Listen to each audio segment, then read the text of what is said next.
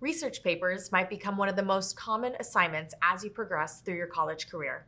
And they can sometimes be intimidating as you think about what you want to write about, the hours you'll need to spend doing your research, and then, of course, putting it all together. And wait, don't forget to cite your sources. There's a lot to keep in mind when you write a research paper. So let's talk about what a research paper is, and then we'll break down how to plan and write one step by step. What is a research paper? Grammarly.com defines a research paper as a type of academic writing that provides an in-depth analysis, evaluation, or interpretation of a single topic based on empirical evidence. In a research paper, you'll provide analysis and evaluate your topic using scholarly, peer-reviewed sources that you will cite not only in the text of your paper, but also in your bibliography section.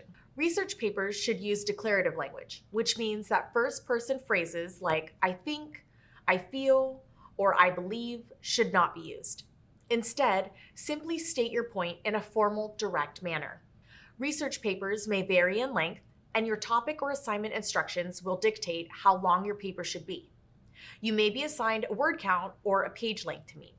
Before you get started on your research paper, be sure to read the assignment instructions and guidelines so you know the length requirement, as well as the formatting instructions and citation style your instructor is looking for. Once you've done this, you're ready to get started. Step 1, choose your topic.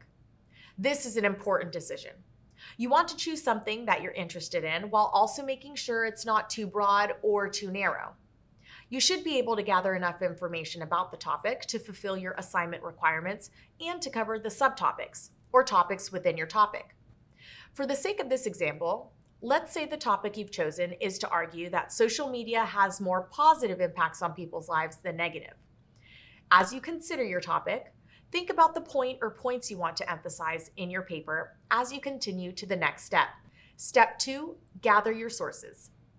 Beginning your research will help you to refine your topic and prepare your thesis statement. You'll be able to determine what information exists and start to find the best approach for writing about your topic. Where should you look for sources? Since you are searching for peer-reviewed or scholarly sources, where you search is important.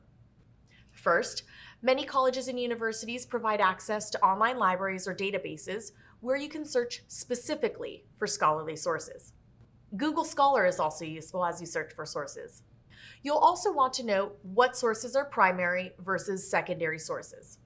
A primary source provides a first-hand account of a topic or event, like an autobiography.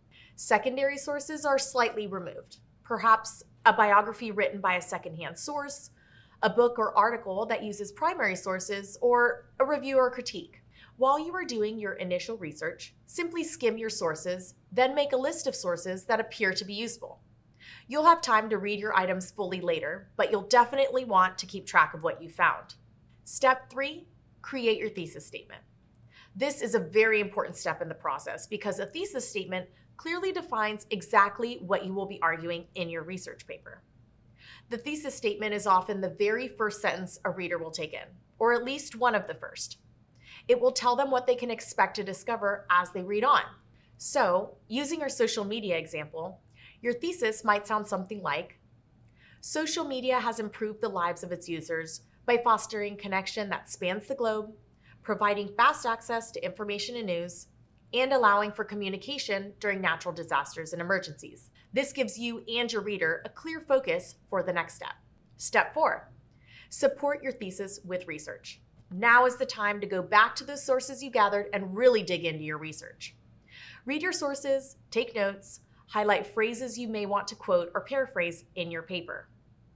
But make sure to stay focused on your thesis statement and find examples in real-life accounts to support your argument. Here's a tip to make your research and writing go a bit smoother. Make sure to take note of page numbers and web addresses when doing research. Chances are, you may need to go back and reference this material over and over again. So knowing where you found your information will save you time in your writing process. Step 5, write an outline.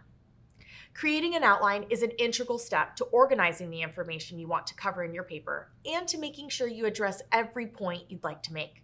First, let's go back to our thesis statement and break down our main point and then our categories where we will want to organize our subtopics. Thesis statement.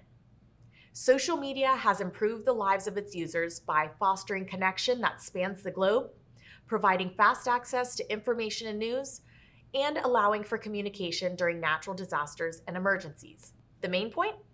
Social media has improved the lives of its users. And how has it done so? These will be your categories. 1. By fostering connections that span the globe. 2.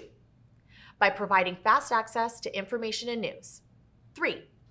By allowing for communication during natural disasters and emergencies. Now you want to add subtopics under your categories. Under Category 1, you might present some research regarding how connecting people with similar interests decreases loneliness, or how creating a private group on a social media platform for long-distance family or friends helps keep people close, even when they are physically distant. Category 2 might include research about access to traffic reports saving people time on their commutes. Category 3 may include some first-hand accounts of people finding safety or resources in the midst of a natural disaster, or perhaps some statistics regarding the number of people who search for information on social media when experiencing an emergency. Now, maybe you want to include a section on the negative impacts as well. Though still arguing that social media is a net positive, you can add that as a fourth category. And perhaps you'll include research about misinformation or self-esteem of teen girls. So, using a basic outline template, your outline might look something like this.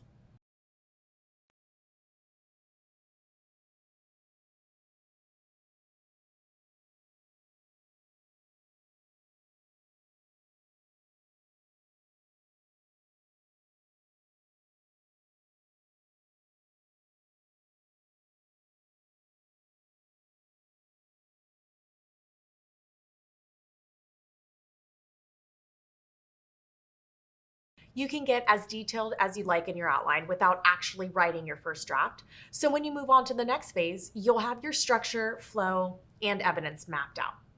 Step 6, write your first draft. Now you're ready to get into the nitty-gritty.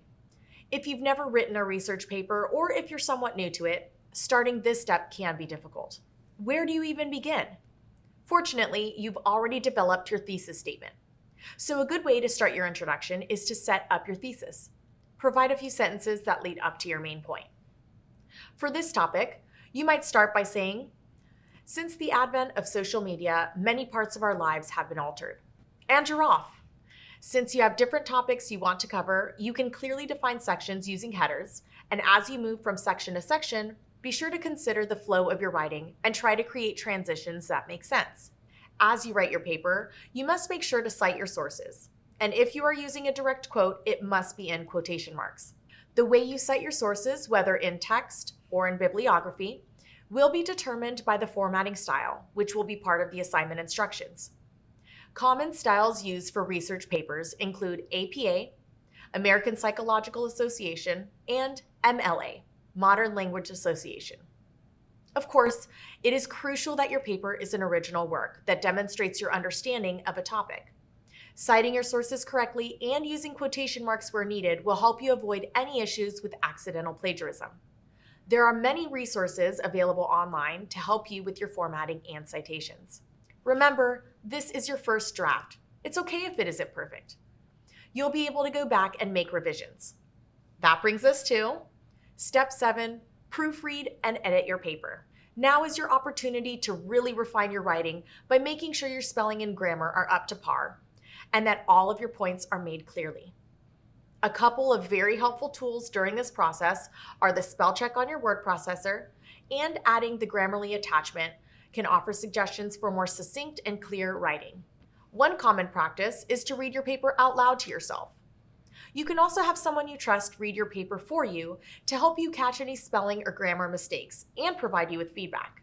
If you have paper review or tutoring services available to you through your school, this can also be a great option to clear up any issues before moving forward to your final draft and submitting your paper.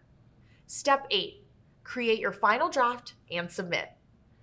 Go through your paper one more time and make sure you've captured all your edits and have your sources cited properly. Make any final revisions. Now you are ready to submit your paper. Make sure to follow submission instructions for your assignment. Do you need a hard copy with the cover page or binding? Or can you submit your paper entirely electronically? You did it! Congratulations! Thank you for watching this video, and we wish you great success on all your future research paper writing.